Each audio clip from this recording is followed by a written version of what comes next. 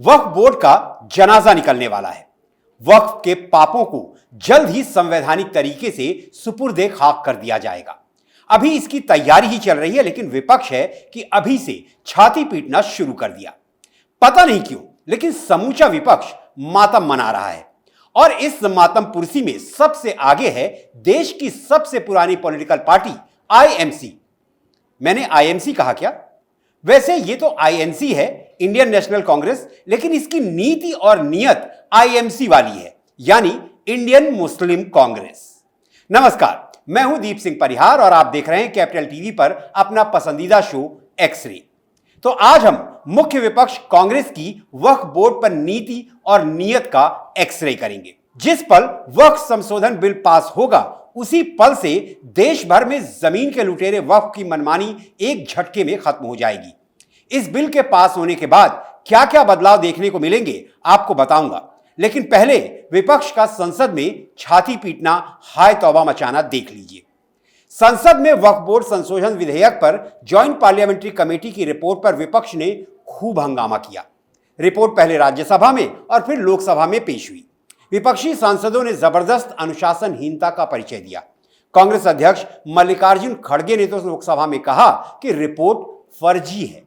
आम आदमी पार्टी के सांसद संजय सिंह ने कहा कि सरकार जमीन पर कब्जा करने की कोशिश कर रही है।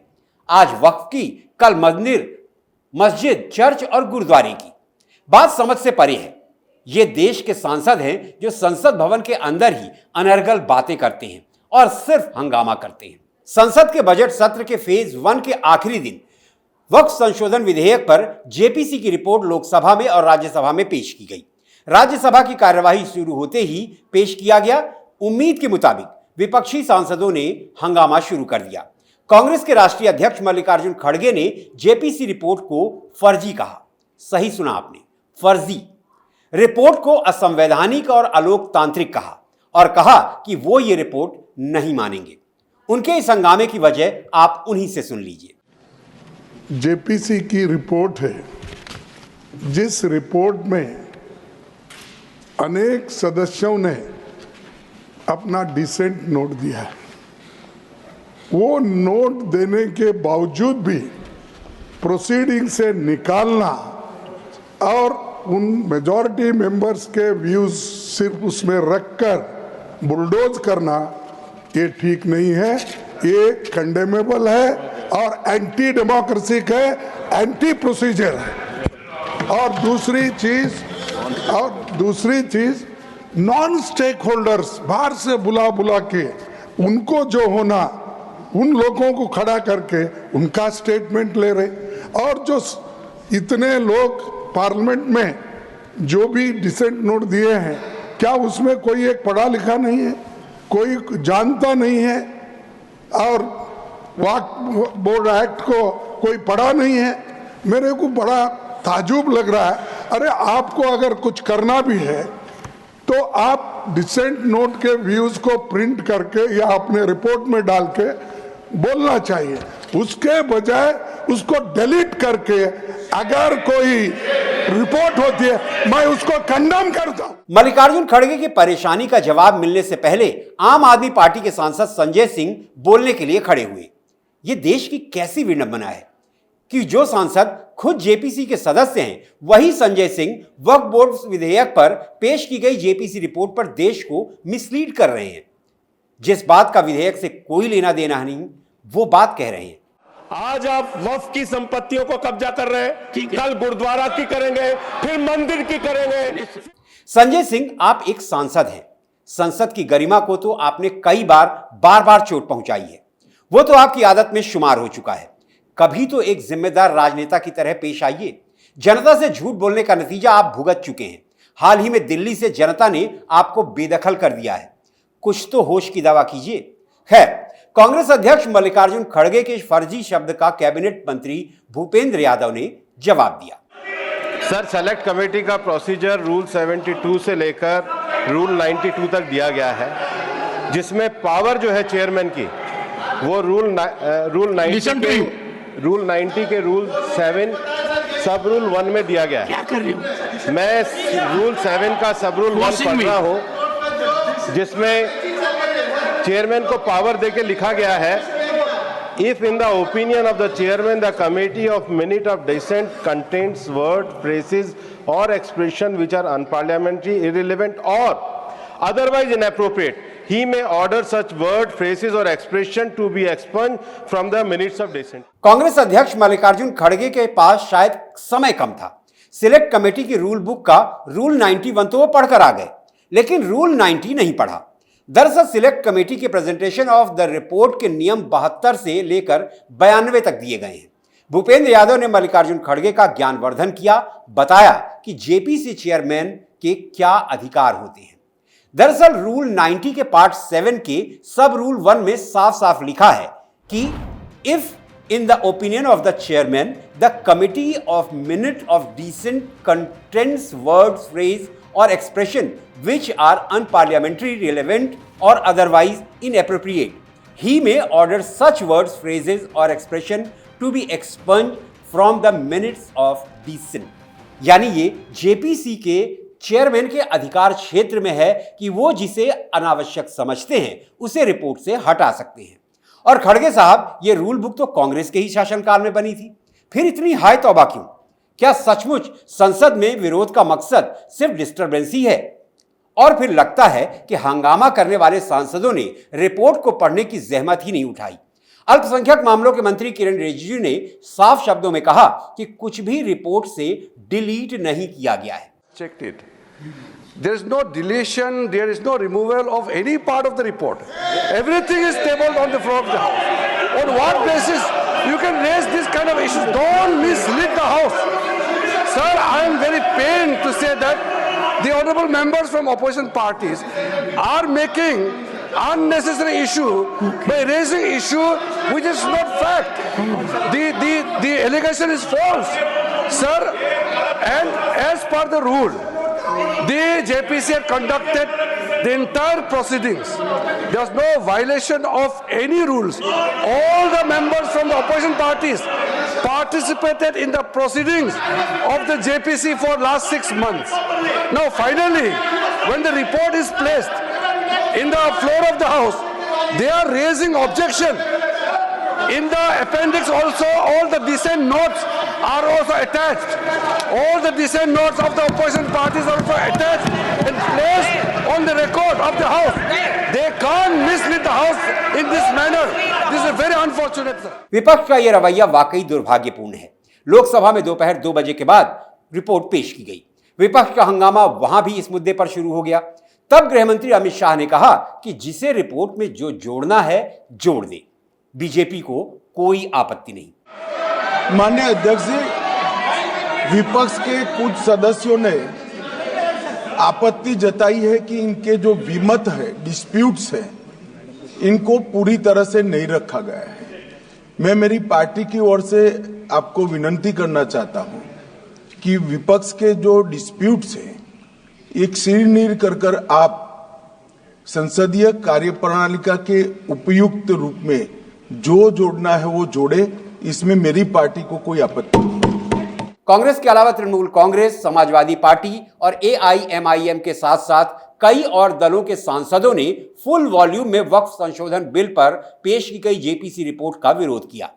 समझ में यह नहीं आता कि आखिर इनकी परेशानी है क्या। खैर, सबसे पहले मैं आपको बताता हूं कि वक्फ किसे कहते हैं।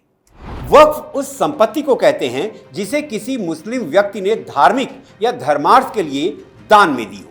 इसमें रजिस्टर्ड जमीन या संपत्ति को ना तो बेचा जा सकता है और ना ही जमीन या संपत्ति का मालिक बदला जा सकता है। वक्फ क्या होता है ये आपने समझा। अब ये समझिए कि वक्फ संशोधन बिल पास होने के बाद नए वक्फ कानून से क्या बदल जाएगा। नंबर 1, अब तक वक्फ कानून को वक्फ अधिनियम 1995 कहते हैं। संशोधन बिल पास होने के बाद इसे unified act management empowerment efficiency and development act कहेंगे।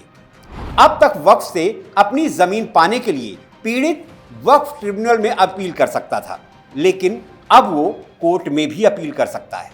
नंबर 3, अब तक प्रावधान यह था कि ट्रिब्यूनल का फैसला आखिरी होता था, जिसे चुनौती नहीं दी जा सकती थी, लेकिन बिल के कानून बनने के बाद पीड़ित हाई कोर्ट में चुनौती ट्रिब्यूनल के फैसले को दे सकता है। नंबर 4, अब तक यह होता आया है कि जिस जमीन पर मस्जिद हो या उसका उपयोग इस्लामिक उद्देश्यों के लिए किया जाता था वो वक्फ की होती थी। अब सिर्फ मुस्लिमों द्वारा दान की गई जमीन ही वक्फ की होगी। अगर किसी जमीन पर मस्जिद हो लेकिन वो किसी मुस्लिम द्वारा दान नहीं की गई है तो वो जमीन वक्फ की नहीं होगी। नंबर 6, अब तक वक्फ बोर्ड में महिला और गैर धर्म के लोग सदस्य नहीं हो सकते थे।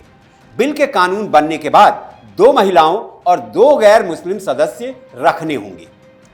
नंबर 6, किसी संपत्ति पर वक्फ बोर्ड का मालिकाना हक है या नहीं, इसका फैसला राज्य सरकार की ओर से नामित एक अधिकारी करेगा।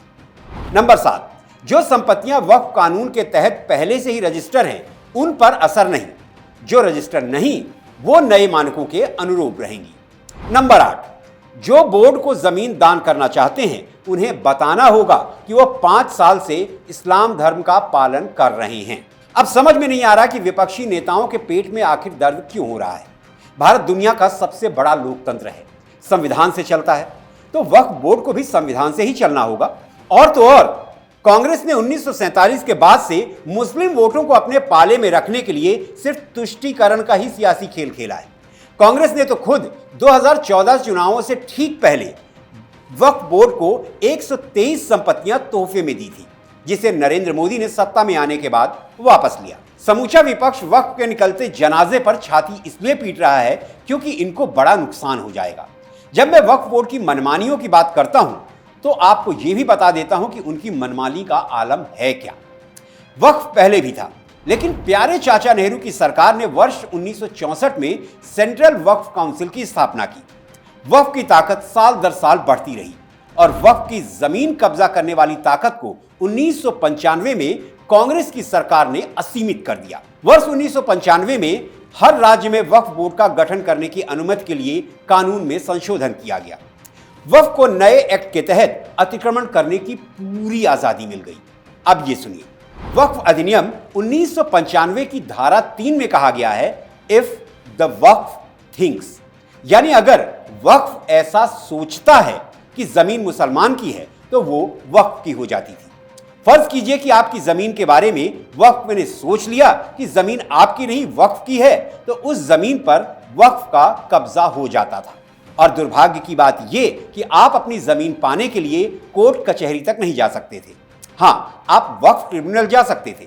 अब इसकी भी असलियत सुन लीजिए। वक्फ अधिनियम की धारा 85 में कहा गया है कि अगर आप वक्फ बोर्ड को संतुष्ट नहीं कर सकते हैं कि यह जमीन आपकी है तो ट्रिब्यूनल आपकी जमीन खाली करने का आदेश दे देगा और ट्रिब्यूनल का निर्णय अंतिम होगा। सुप्रीम कोर्ट भी वक्फ ट्रिब्यूनल के फैसले को नहीं बदल सकेगा। इसी तरह वक्फ अधिनियम की धारा 40 में कहा गया है कि जब वक्फ बोर्ड किसी जमीन पर दावा करता है तो यह साबित करना आपकी जिम्मेदारी है कि जमीन आपकी है। कुल मिलाकर सच्चाई यह थी कि अगर वक्फ ने किसी जमीन पर दावा कर दिया है तो समझो वो जमीन उसकी हो गई। और इसी तरह समय समय पर कांग्रेस की सरकारों ने वक्फ बोर्ड को असीमित अधिकार दिए। 2013 में जब देश में यूपीए की सरकार थी तब वक्फ अधिनियम में आखिरी संशोधन हुआ था। इस संशोधन में भी वक्फ के असीमित अधिकार बरकरार रहे। यूपीए सरकार ने सिर्फ वक्फ को अधिकार ही नहीं दिए बल्कि संपत्तियां भी दी। अब आपको कुछ चौंकाने वाला गणित बताता हूं। वक्फ बोर्ड का देश की जितनी जमीन पर कब्जा है उसमें 18 कोलकाता शहर बनाए जा सकते हैं, या 9 चेन्नई शहर बनाए जा सकते हैं, या फिर 6 मुंबई शहर, 5 बेंगलुरु, या देश की राजधानी दिल्ली के बराबर करीब करीब 3 शहर बसाए जा सकते हैं। वक्फ बोर्ड ने जितनी जमीन पर कब्जा कर रखा है उसकी कीमत जानते हैं आप? यकीनन इस बारे में आपने नहीं सोचा होगा। मैंने सोचा और हिसाब भी लगाया। कुल कीमत 5 लाख करोड़ रुपए से ज्यादा है, यानी कि भारत के 2025-26 के कुल अनुमानित बजट 50.65 लाख करोड़ का करीब 10%। आपको हैरानी ना हो, लेकिन मैं हैरान कि भारत में सेना के पास करीब करीब 18 लाख एकड़ जमीन है, रेलवे के पास करीब करीब 12 एकड़, और तीसरे नंबर पर सबसे ज्यादा 9,40,000 एकड़ जमीन वक्फ बोर्ड के पास है। और विडंबना ये कि ये दिन दूनी रात चौगुनी बढ़ती जा रही है। क्या आप जानते हैं कि मूल रूप से वक्फ की पूरे भारत में लगभग 52,000 संपत्तियां थी। 2009 तक 4 लाख एकड़ में फैली 3 लाख रजिस्टर्ड प्रॉपर्टी हो गई।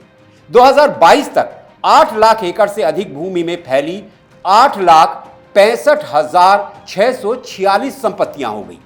आश्चर्य होता है कि महज 13 साल में वक्फ की जमीन दोगुनी हो गई और 1 अगस्त 2023 तक वक्फ के कब्जे में 9,40,000 एकड़ जमीन हो गई। यह सुनने और कहने में बहुत अजीब लगता है कि भारत जैसे एक धर्मनिरपेक्ष देश में ऐसा एक्ट है, जबकि दुनिया के किसी भी मुस्लिम देश में ऐसा कोई एक्ट नहीं है।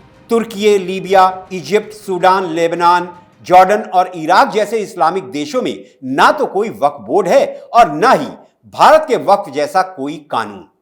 भाई, हम तो बस एक ही बात कहना चाहते हैं कि भारत में भी वक्फ एक्ट का कोई स्थान नहीं होना चाहिए और यह बेहद जरूरी है कि मोदी सरकार वक्फ एक्ट में संशोधन नहीं बल्कि इसे समूल रद्द कर दे। वक्फ का यह काला कानून होना चाहिए या नहीं, इसे खत्म कर दिया जाना चाहिए या नहीं, इस पर आपकी राय बेहद जरूरी है। तो कमेंट कीजिए और बताइए अपनी राय। आपको हमारी ये एक्सरे रिपोर्ट कैसी लगी, यह भी हमें जरूर बताएं। आपकी प्रतिक्रिया का हमें इंतजार रहेगा। अगली एक्सरे रिपोर्ट आप किस मुद्दे पर देखना चाहते हैं, अपना सुझाव दें। और हां, कैपिटल टीवी को जरूर सब्सक्राइब करें, वीडियो को लाइक करें, परिवार और दोस्तों के साथ शेयर करें। अगली एक्सरे रिपोर्ट के साथ आपसे फिर मुलाकात होगी। तब तक आप स्वस्थ रहें, सुरक्षित रहें और हां, अपनी प्रॉपर्टी को वक्फ के लुटेरों से बचा कर रखें। जय हिंद, जय भारत।